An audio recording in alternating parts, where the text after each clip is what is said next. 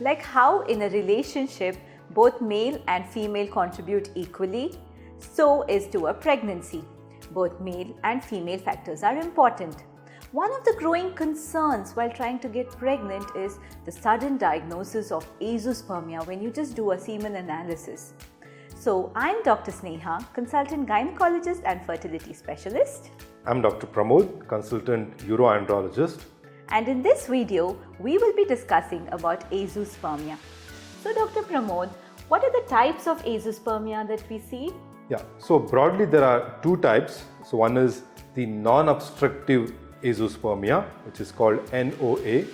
The other is the obstructive azoospermia. So non-obstructive azoospermia could be due to so many reasons, some of which being genetic disorders, and could be due to some childhood illness or some infections like mumps in the past, and so many environmental hazards. Okay, so can you just tell us about where the sperms are produced from in the testes?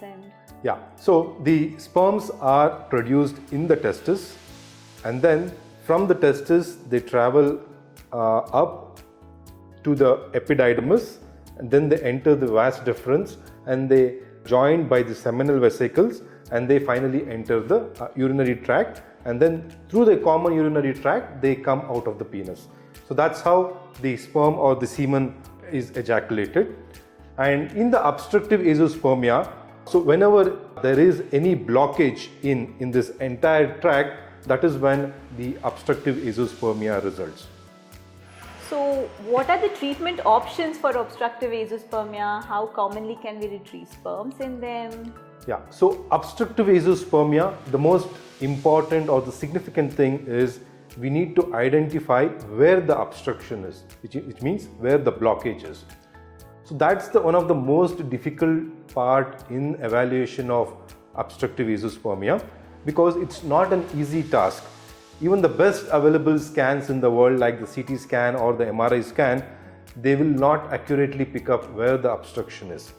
So it's a mixture of blood test, clinical examination, which is basically the examination of the testes and the vas deferens in the scrotum, and then the scans like the TRUS scan, which is transrectal ultrasonography, or rarely we also do ask for the MRI pelvis, basically to see if there is any blockage at the level of the ejaculatory duct. Again, we need to depend on all these things and not just one test to say or to diagnose where the blockage is.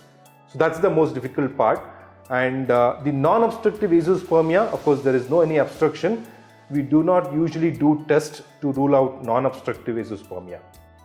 So what are the common causes of non-obstructive? Should they do any genetic tests or anything? Is it required? Yeah, again, so some of the commonly done genetic tests in a case of azoospermia are Klinefelter syndrome. Basically, we do a blood karyotyping, which diagnoses if it is a Klinefelter syndrome.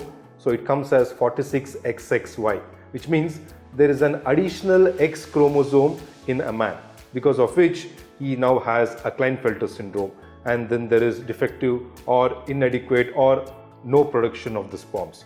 So one is blood karyotyping, we do in most of the patients with azoospermia, and then the second is based on the clinical examination. If on clinical examination, if the vas deferens is not palpable or if it is not felt, so which means it could be a case of congenital, bilateral, unilateral absence of vas deferens, which means there is absence of the development of the vas deferens, which is the sperm carrying channel, and hence the sperms may be getting produced in the testes, but it has no way or no route to come out.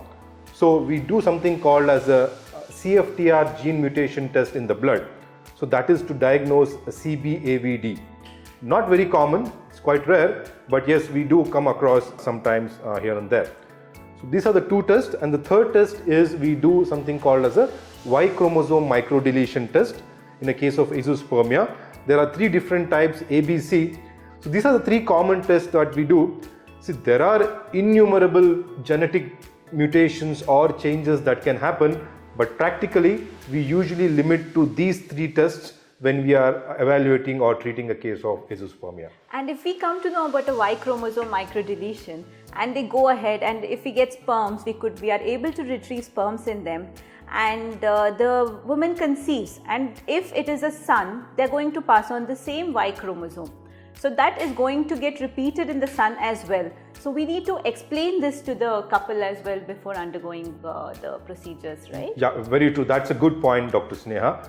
And also in case of congenital bilateral absence of vas difference, wherein if the couple have a male child, there is nearly 25% of the chance that the male child also may not develop the vas difference, which is a very important reproductive structure.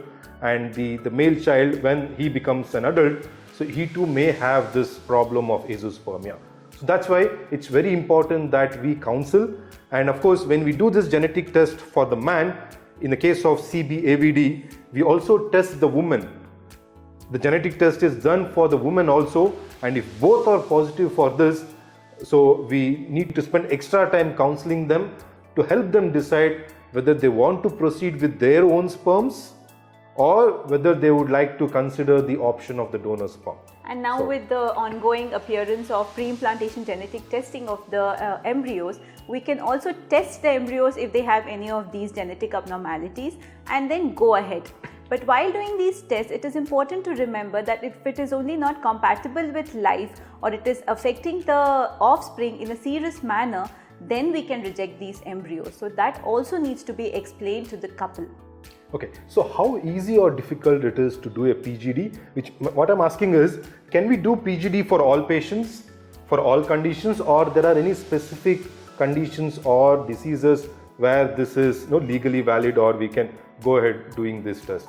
There are two types of pre-implantation genetic testing. One is where we know there is some abnormality present in one of the parents or both the parents, and there is a high chance of it transmitting to the fetus. So then if we do it, yes, it is very much evidence-based, should be done, and we can go ahead with taking whatever the complications that it may produce, like with the invasiveness of the pre-implantation genetic testing.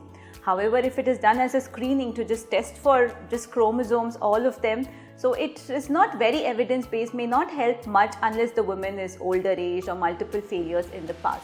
So we always have to, weigh the risks versus benefits of a procedure before going for it.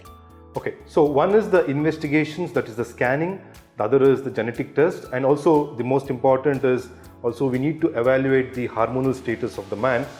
Basically, we do as an andrologist for man, where I do ask for FSH, LH, testosterone, prolactin, estradiol. These are the tests which I ask for all patients presenting with azoospermia.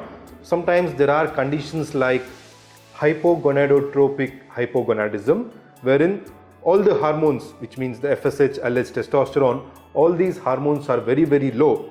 And when you give injections or the hormonal therapy, we see significant improvement in the sperm counts. In fact, some patients, they don't have to undergo even an IVF. The sperm counts sometimes may improve to an extent wherein they can even just undergo an IUI. So hormonal evaluation and its treatment is also a critical factor in evaluating patients with azoospermia. I think our viewers will be happy knowing this, that there is a non-surgical treatment also for azoospermia if they fall into certain criteria. So, yeah. So I think the other questions most of the couples when they consult us, they ask is, Doc, I have azoospermia. I'm still not decided about the donor sperms, which means if, suppose, Doc, you do the surgery, suppose the sperms are not found even after doing a micro TC. We'll come to the different types of surgeries later. So suppose even after doing the surgeries, no sperms are found, and then the couple are not willing or not yet decided about the donor sperms. So the man, the husband usually asks me, Doc, can you please check my testes first, and if there are sperms, then I shall proceed with the IVF. So that's the common question asked. So my personal suggestion, Dr. Sneha, is that what I counsel is, so see, the frozen sperms and the fresh ejaculated sperms, yes, there is data and there is research papers to say that not much of a difference, but on practical terms, we always like to have the fresh ejaculated sperms to do the ICSI or to do the IVF. See, a refrigerated food is frozen food and a fresh food is always fresh. So there's no point, or too much time spending arguing on that. But I personally would always prefer the couples go in for a fresh ejaculated sperms or a freshly retrieved, surgically retrieved sperms. So I always convince, or I always give an opinion or suggestion that the husband and the female both undergo the procedure on the same day, which means the husband undergoes the sperm retrieval. On the same day, the wife also undergoes the egg retrieval, so that both are undergoing surgeries at the same time in the different operation theatres. So I, as a surgeon, as an andrologist, I do the surgery and retrieve the sperms, and Dr. Sneha, she retrieves the egg, and then these two gametes are given to the embryologist. And the embryologist is very happy that both are coming at the same time. And none of the quality is compromised because of, in spite of being azoospermia. And then we can proceed with the ICSI or intracytoplasmic sperm injection. So this is the best way, I think, for the couples. And rather than we doing a biopsy first, okay, suppose the female is not prepared for the IVF, the man undergoes the biopsy, and then we find 1 or 2 sperms here and there, and then we freeze it. And then when the IVF is planned, when you thaw the sperms, which means defreeze, the reverse of freezing, so we sometimes none of the sperms are good enough for the IVF. And so they need to undergo a repeat procedure. Yes. So are there any complications with undergoing repeat procedures? So more than the complications, it will be a failure in many a times, because we may not be able to retrieve the sperms, which means you have done a recent biopsy or a surgery to diagnose that, and then you're again doing another surgery. So the testis feels the first surgery as an insult to it or a trauma, and the testis may go in for a temporary shutdown, or sometimes a significant fibrosis or hardening or a hard tissue may form inside the testis, which may prevent further development of the sperms. So it is definitely not advisable to undergo multiple cycles of surgical sperm retrieval. So it's always the best way to go ahead in a case of azoospermia is both the husband and the wife, they undergo the sperm retrieval, egg retrieval on the same day, they are fertilized, and then the embryologist is happy, the couple are happy, and even the doctors are also, we are quite happy with that.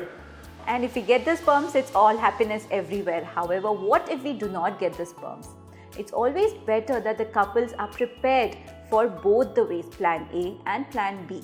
If they do not get the sperms, one option is to freeze the eggs and keep it, and then maybe at a later date, whatever reason, they can maybe try the surgical sperm retrieval, or occasionally we've got it even on masturbation when the azoospermia is due to lifestyle factors, and certain modifications have also helped the couple.